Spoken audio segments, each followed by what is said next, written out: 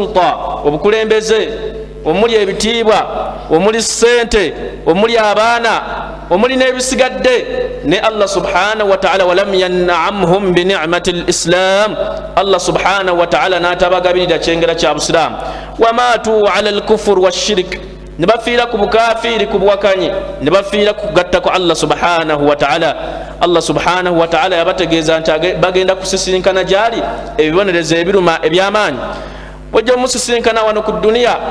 nga kana rajulun yali musajja nga wamaanyi nga wakiwago wala yazni indahu janaha ba'uda maso ga Allah subhanahu wa ta'ala nga tazitowa kwenkana kiwawaatiro kyansiri warubba ash'atha aghbara naye osanga omuddu wa Allah subhanahu wa ta'ala nga ali eyo tamanyikiddwa musajja wattu ash'atha yasunsuka enviiri aghbara ali awo yenna yagubaasiira madfu'un bi abwabi gaggalibwa ne mu nzigi ez'ebitiibwa naye nga mu maaso ga Allah subhanahu wa ta'ala wakitiibwa nabo kitabo Luganda bakkiriza Allah subhanahu wa ta'ala tumwebaze ala ni'mati al-islamu olw'ekyengero eky'obusiraamu wa nas'aluhu subhanahu wa ta'ala an yuthabbitina ala hadhihi an-ni'ma Allah tumusaba tunywereze ku kyengera kino eky'obusiraamu kubanga Anas bin Malik sahaba oyo w'ekitiibwa alipootinga n'atugamba tumbaka sallallahu alaihi wasallama kana yakthiru an yaqula ya muqallib alqulub thabbit qalbi ala dinika wa ala ta'atik Anas bin Malik agamba tumbaka sallallahu alaihi wasallama yali ayitiriza nnyo okusoma edduwa negamba ya muthabbit alqulubi wange gwe Allah subhanahu wa ta'ala omunyweza w'emitima thabbit qalbi ala dinik nkusaba omutima gwangu gunywereze ku ddiini Anas bin Malik ne basahaba bali waawo babuza omubaka sallallahu alaihi wasallam nti ya rasulallah inna amanna bika wa saddaqnaka Allah wange omubaka wa Allah twakukkiriza ne tukakasa amazima go wajja nago okuva eri Allah subhanahu wa ta'ala atakhafu alaina otutiiririra owange omubaka wa Allah mbaka sallallahu alaihi wasallam abaga nti bala bwe kiri abooluganda nabaga nti innal quluba bayna yaday arrahman kubanga emitima gyaffe n'abooluganda giri mu mikono gya Allah subhanahu wa ta'ala yuqallibuha kaifa yasha Allah subhanahu wa ta'ala emitima ginagikyusanga bw'aba yagadde min altawhid ila alshirk Allah omutima gwasobola okukyusa okuva mu tawhid n'okugenda mu shirk wa ila sunna min as-sunna ila al-bid'a Allah omutima gwasobola okukyusa ne guva ku sunna ne gugenda mu bid'a wa ila al-islah ila al-fujur Allah subhanahu wa ta'ala omutima gwasobola okugujja min al-islah mu bulongoofu ila al-fujur ne gugenda mu bwononefu nabakito Allah subhanahu wa ta'ala mugambe nti owange gwe Allah ya waliya al-islam massikna ala al-islam Allah subhanahu wa ta'ala tusaba otunywereze ku busiramu hatta nalqaaka alayhi okutuusa Allah subhanahu wa ta'ala bwe tunakusisinkana nabo nabakito abooluganda bakkiriza khulasan mu bufunzo obw'ekitalo sanaduru hawla hadhihi alkalima tugenda kwejjukanya ku kigambo kino ekyekitiibwa ekyomu ku balongoofu ab'ebitiibwa ayitibwa Sheikh al-Islam Ibn Taymiyyah rahimahullahu ta'ala rahmatan wasi'a yagamba ebigambo bino wammanga nga birungi gy'oli owange gwe awuliriza yagamba nti mafatihu saadatu thalatha ebisumuluzo by'okwesiima biri bisatu liman arada alhayata at-tayyiba oyenna yenna yagala obulamu obulungi la budda lahu min hadhihi al-umur ateekeddwa okubeera nga amanya ensonga zino ssatu wammanga intamassaka biha singa abazeekwatako yaish maa alhayati at-tayyiba agenda kuwangala n'obulamu obulungi obw'okwesiima yagamba ekisooka mu bufunze yagamba nti ma'rifatu al-abdu rabbahu wa tawakkalu alayhi omwana adamu okutegeera ani yamutonda ani mulezi we bw'amala okumutegeera thumma yatawakkalu alayhi oluvannyuma n'amwesigamira Allah subhanahu wa ta'ala idha arafta man rabbak bw'otegeera ani mulezi wo maze okutegeera nti Allah subhanahu wa ta'ala huwa rabbi Allah ye mulezi wange wa huwa alladhi rabbani wa rabba jami'a al-khalq Allah subhanahu wa ta'ala ye mulezi w'ebitonde byonna بما عرفت ربك الله سبحانه وتعالى ومتقير لك شيء عرفت ربك بآياته الله سبحانه وتعالى ومتقير لك بونيروي الله سبحانه وتعالى عرفته بمخلوقاته الله سبحانه وتعالى ومتقير لك بتون دبي يتون دم الدنيا وبعد ذلك الفن مرويتش أبو رغاندا la budda lahu an tatawakkalu alayhi kyateeka gy'oli okubanga omwesigamira Allah subhanahu wa ta'ala. Omubaka sallallahu alaihi wasallam yatutegeeza n'atugamba nti law annakum tatawakkaluna ala Allah, bantu mmwe singa mwali mwesigamira Allah subhanahu wa ta'ala haqqa tawakkulihi, mu butuufu bw'okumwesigamira, yagamba nti la razaqakum kama yarzuqu at-tayr,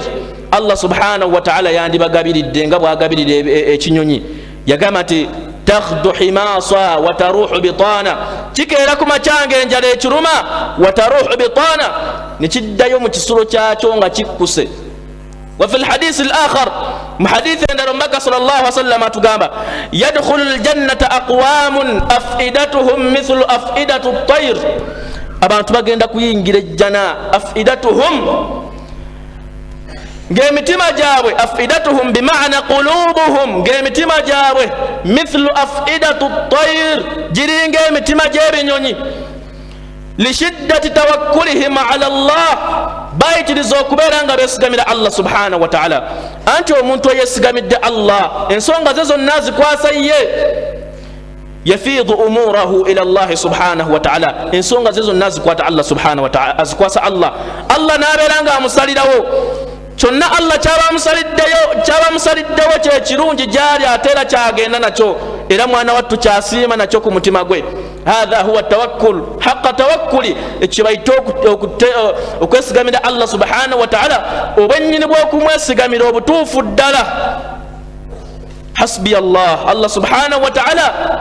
yammalira, wa ni'mal wakil, era ekyengera ky'okwesigamira Allah subhanahu wa ta'ala. Ebigambo ebyo nga bwe mbyogedde nti hasbi Allah wa ni'mal wakil, kalimatun qalaha Ibrahim hina ulqiya fi an-nar,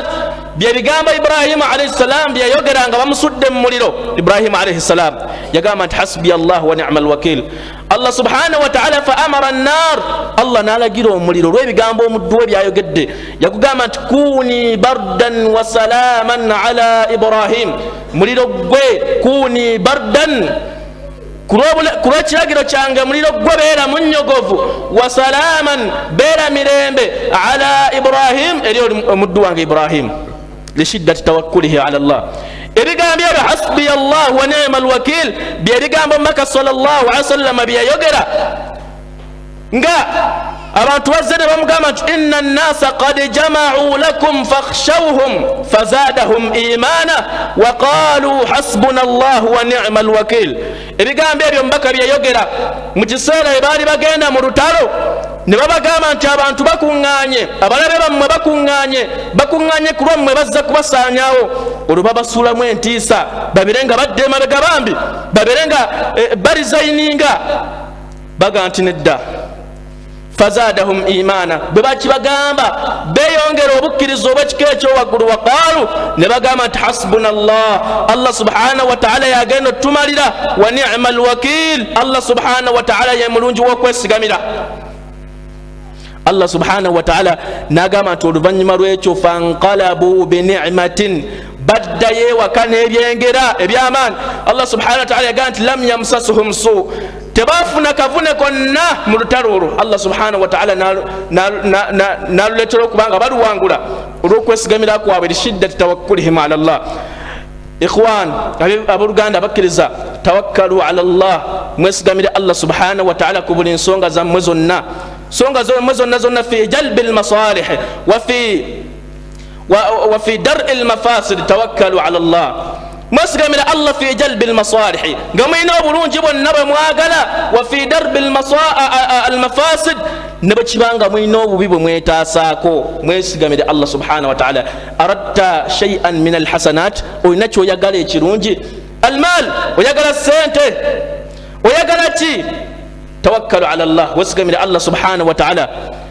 Aradta an tadfa'a anka shay'an, olina kyoyagala okwetaasaako, tawakkalu ala Allah, wesigamire Allah subhanahu wa ta'ala. Aqulu mimma tasma'un, alhamdulillahi rabbil alamin, tubu ila Allah.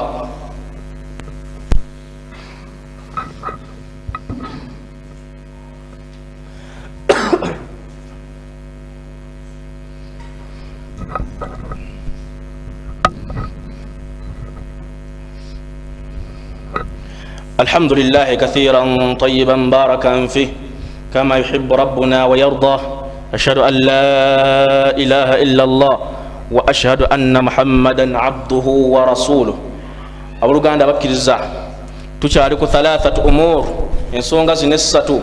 ng'omuntu singa aba azeekutteko n'aziwangaalirako obulamu bwe yaishu hayatan tayyiba yaishu hayatan raharaha awangaala mu bulamu obulungi awangaala mu bulamu obwessanyu obulimu okwesiima ensonga esoose eyo ey'okumanya Allah subhanahu wa ta'ala n'okumwesigamira ensonga ey'okubiri omumanyi yayogera yagaa nti ma'rifatul abdu anna alhidayata min Allah omwana adamu okumanya nti obulungamu bwonna buva eri Allah subhanahu wa ta'ala saanidde okiteeke mu kifuba ow'oluganda omukkiriza nti Allah subhanahu wa ta'ala yalungamya gwe tolina busobozi wadde n'akamu kulungamya oyo gw'oba oyagala kyobalaba Allah subhanahu wa ta'ala yagamba omubaka sallallahu alaihi wasallam yamugamba nti fadhakkir in nafa'ati dhikra sayadhakkaru man yakhsha wa yatajannabuha al ashqa yamugamba Allah subhanahu wa ta'ala nti jjukiza Muhammad kubanga oteekeddwa okujjukiza sayadhakkaru man yakhsha abo abalimu okutya Allah subhanahu wa ta'ala bajja kwebuulirira n'ebigambo byo byobagambye naga nti wayatajannabuha al ashqa abajeemu bagenda kubeera nga babyewala nga babyesamba era nabwegutu bwe gwali Allah subhanahu wa ta'ala byeyatebenkeza emitima gyabwe kumujjukira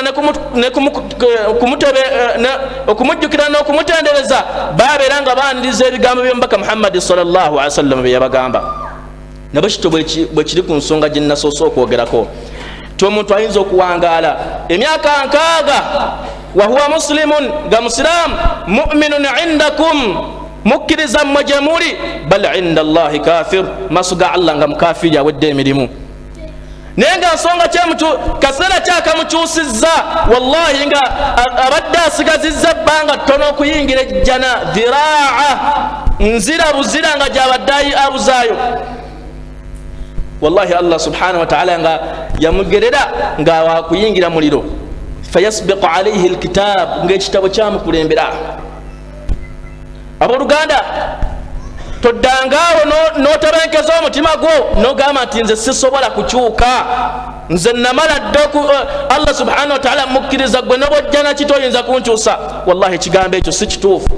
bameka Allah subhanahu wa ta'ala bakyusizza emitima gyabwe nga baali balungi min al-ajillah al-afadila an-nubala abali abalungi mu ddiini abali abamanyi Allah subhanahu wa ta'ala nakyusa emitima gyabwe liannahu yuqallibuha kaifa yasha anti ye munanga agikyusanga bwayagala Allah subhanahu wa ta'ala bameka wallahi ate bameka bemulaba nga yawangaala emyaka 7 wa huwa aduwwu min a'da'illah mulabe mubalabe ba Allah subhanahu wa ta'ala bal namulungamya mu kaseera katono فيلقي الله سبحانه وتعالى نسكن الله سبحانه وتعالى وهو من المسلمين المؤمنين قال ما بابا السلام وبكرزة بمكة كم منهم وأنت تتمكن نفسك ولمكويت بينك زمتما وأنت مؤمن ولمكرزة تصبر كتشوكا نبي الله سبحانه وتعالى يتبع إبراهيم عليه السلام يسرى الله منزوي يبقى وجنبني وبني أن نعبد الأصنام Allah subhanahu wa ta'ala nsaba onkingiriza nze bulayimu wa baniya n'abaana bange an na'buda al asnam okusinza amasanamu eyakyogera Ibrahimu alayhi salam maa dhalika kana khalilullah yali mukwano gwa Allah subhanahu wa ta'ala wattakhadha Allahu Ibrahima khalila Allah yafuula Ibrahimu mukwano gwe wa inna Ibrahima kana umma Ibrahimu yali azitowa mulembe kana umma kama jaat at-tafasir ga tafsiri wazadda nga zivunula aya eyo inna Ibrahima kana umma Ibrahima alayhi salam tafsiri ezimu zigamba nti kana qudwa yali kyakulabirako eri abalala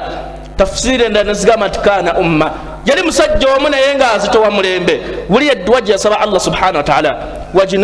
wajunubeni wabaniya an na'buda al asnam Allah nkusaba onkingirize n'abaana bange ne famire yange an na'buda al asnam okubeera nga tusinza amasanamu nabaki tulina kitebenkeza mu mutima gwo n'omanya nti obulungamu buli eri Allah subhanahu wa ta'ala okowodde yenna gw'okowodde tonyiga la taqlaq tofaayo manya nti Allah subhanahu wa ta'ala bw'anaaba yagadde ajja kumulungamya bw'anaaba tayagadde tajja kulungama kubanga toyina busobozi. Allah subhanahu wa ta'ala n'omubaka yamutegeeza n'amugamba nti gwe Muhammad tosobola kulungamya oyo gwoba oyagadde. Yamugamba nti lasta alaihim bimusaitir, toyinza kubakaka kulungama. Allah subhanahu wa ta'ala alhidayatu tawfiq minhu, okulungama okwokumatiza okw'omutima kwa Allah subhanahu wa ta'ala, walhidayatu lidilalati walirshadi ilaina, okulungamya okwokutereza omuntu okumulaga kyateekeddwa okukola okwo Allah subhanahu wa ta'ala kuyatuwa kokka. Ensonga esembayo yagamba nti ma'rifatu al-abd anna wujudihi fil ardi ikhtibar, omwana adamu okukimanya nti okubeerawo kwe ku dunia kugezesebwa. Muganda wange oteekeddwa okumanya nti okubeerawo kwo wano ku dunia oli ku pepa, oli waddemba okugiyita, oli waddemba okugigwa. Manya nti oli ku pepa muganda wange wano ku dunia. Allah subhanahu wa ta'ala yakuteekawo ng'oli mugenyi bugenyi aw abiri sabiri, wetwale nga asala ekkubo. Akaseera ko kanaatuuka Allah subhanahu wa ta'ala agenda kujjawo. Mbaka sallallahu alaihi wasallam Allah yamugamba mu Qur'an nti wama ja'alna li basharin min qablika al-khuld afa in mitta fahum khalidun kullu nafsin dha'iqatul maut. Yamugamba nti wama ja'alna li basharin min qablika al-khuld, Muhammadi tewali n'omu mu bantu be twatonda olubereberero nga wakubeerawo olubeerera, bonna twabajjawo. Yali amutegeeza nti tunuulire emabega waabaaliwo bannabbi banno n'abantu Allah be yabateekamu, ba Thamud, ba Aad allati lam yukhlaq mithluha fil bilad, abo Allah batagenda kutonda balala bafaanana. N'amugamba nti afa in mitta, Muhammad bw'onaafa fahum khalidun, balowooza bo be b'okubeerawo. Olaba mubaka wa Allah afudde, fa anta khalid, olowooza ogenda kubeerawo. Allah nagamba nti kullu nafsin dha'iqatul maut, buli mwoyo gwa kukombezebwa kufa. Kullu nafsin dha'iqatul maut. Baali baziika omubaka sallallahu alaihi wasallam, Fatima muwalawe n'agamba nti atahartum qulubakum, bannange emitima gyammwe muwulira gimatidde, an tahthu ala rasulillahi turab, omubaka wa Allah okumuyiwako ettaka muli muwulira mutabenkedde, bwe muyiwako ettaka mumutegeera bulungi rasulullah. Idhan manya nti muganda wange oli ku kigezo, oli waddembe okukiyita, oli waddembe okukigwa. Ate omanye nti ebigezo byonna Allah byakuwerekeza, ayagala akwagala mu bugumiikiriza. Fala ya'lamanna Allahu alladhina sadaqu wala ya'lamanna al-kadhibin. Allah yagala amanye muffe baliwo aboogera amazima mbu bamutya, wala ya'lamanna al-kadhibin. Allah yagala amanye abalimba. Waneno laga nti otya Allah subhanahu wa ta'ala, Allah bwakuleetera ekigezo eky'amaanyi nga omwe wesamba okubeera nga omutendereza, ng'otandika okwogera munnange nze Katonda era ffe baagezesa, nze nga ndabye n'ebizibu, ffe Katonda tatulabawo. Omwana Adamu yayogera ekigambo mu covid yasooka, naga nti ffe Katonda e Uganda yatwerabira, yatusuuliraawo. Munnange teyakimanya nti Allah subhanahu wa ta'ala yamuteeka mu dunia ng'ateekeddwa okugezesebwa. Era Ibn Qayyim al-Jawzi omumanyi oyo w'ekitiibwa yagamba nti lawula masaibu dunya, singa tebyali bino ebigezo by'ensi Allah byatugezesa nabyo, yagamba nti lawaradna alqiyamata mafalis, twandizzeyo mu maaso ga Allah nga tuli baavulunkupe. Kubanga inna Allah subhanahu wa ta'ala idha ahabba alqawm, Allah waba yagadde ekibiina ky'abantu, ibtalahum, ateekeddwa okukigezesa. Allah bakugezesa manya nti muganda wange akwagala. Allah subhanahu wa ta'ala bakugezesa bi ayi musiba, no musiba gonna manya nti Allah subhanahu wa ta'ala akwagala. Wasabr, ate Allah kubalako nti oli mugumiikiriza inda sadamati al-ula, oteekeddwa kugumiikiriza mu kaseera nga omusiba gwakagwawo. Hadisi jensembyayo ya Anas bin Malik radiyallahu anhu, omukyala lumambaka yali atambula n'asanga omukyala nga tabqi ala qabrin, ali mukabira kabuli amaziga. Mu riwaya endala agamba ti tabqi ala sabiyin laha, ng'akabira omwana we gwe baziika ali awo kabuli akaaba. Mbaka bwe yamutuukako n'amugamba nti mukyala gwe ittaqillaha wasbiri, tya Allah ogumiikirize n'ekigezo ekyo Allah kyakugezesezza. Bambi tiyategeera nti mbaka wa Allah, kubanga yamugamba nti ilaika anni, nvaako musajja gwe, fa innaka lam tusib bimusibati, olwokuba gwe togezesebwa nange kyengezesebwa, olyoka oyogera ebyo. Omubaka sallallahu alaihi wasallam n'atambulamu n'agenda abaali batambudde n'omubaka wa Allah ne bagamba omukyalo ono nti oyo gw'obigambye mubaka wa Allah, nadduka emisinde agende mu maka g'omubaka sallallahu alaihi wasallam amwetondere. Era namugamba nti ma araftuk, bambi saakutegedde nti oli mubaka wa Allah. Mubaka namugamba nti innama sabr, gwe mukyala gw'obugumiikiriza inda sadamati l-ula, bubeerawo mu kaseera nga obuzibu bwakagwawo. Tunuulira omukyala mu hadisi eya Ibn Abbas, tunuulira omukyala Ibn Abbas yali atambula n'omu ku bayizi be battaabi ayitibwa Ata ibn Abi Rabaha, atambula naye amugamba nti ala urika mraatan min ahli ljanna, kulagayo omukyala mubannanyini jjana. Amugamba nti omukyala oyo asauda muddugavu, yali mukyala muddugavu bambi, Allah yali amugezesa n'obulwadde bw'ensimbu nga bumukuba n'agwa, takoma kwekyo ng'engoye ze zisituka. Namugamba nti kubanga lumu yajja eri omubaka sallallahu alaihi wasallam namugamba nti ya Rasulallah inni usra, ngwibwa ensimbu, wa anni atakashaf, bwezinkuba engoye zange zisituka. Mbaka sallallahu alaihi wasallam yamugamba nti inshiti fasbiri walakil janna, bwoba yagadde mukyala gwe gumiikiriza Allah agenda kuwa ejjana. Wa inshiti da'awtu Allah laki, bwoba yagadde ngenda kusabira Allah akuwonye. Omukyala nasalawo obugumiikiriza namugamba nti ya Rasulallah nensabirako eri Allah alla atakashaf, mbere nga bwezinkuba ensimbu engoye zange tezisituka. Mbaka namusabirako nga ensimbu ezimukuba engoye ze tezisituka. Naye abanyumya basahaba batabi'i bagamba twamusanganga mu Basra nga agudde eri, mukyala mukulu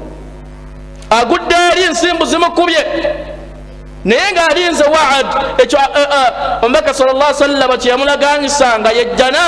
yamugamba nti bw'onaagumiikiriza mukyala gwe Allah agenda kuwa ejjana. Aqul laka ya akhi alkarim, kugamba muganda wange ya amata Allah, wange gwe muzaana wa Allah, in tasbir, bw'onaagumiikiriza ala tilka almasaib, mwebyo ebizibu Allah byagezesezza ffe bye tutamanyi gwe by'omanyi, buli omu amanyi ebizibu Allah byamugezesezza nabyo. In tasbir, bw'onaagumiikiriza awwala marra, omulundi ogusooka, famaw'iduka aljanna inda Allah, maaso ga Allah nno inayo endagaano ey'amaanyi nga yejjana. Ate Allah subhanahu wa ta'ala yateekerateekera abagumiikiriza empeera yaabwe bighayri hisaabin, ewatali kubalirira. Inna Allaha malaikatahu yusalluna ala nabi ya ayuha alladhina amanu sallu alayhi wa sallimu taslima.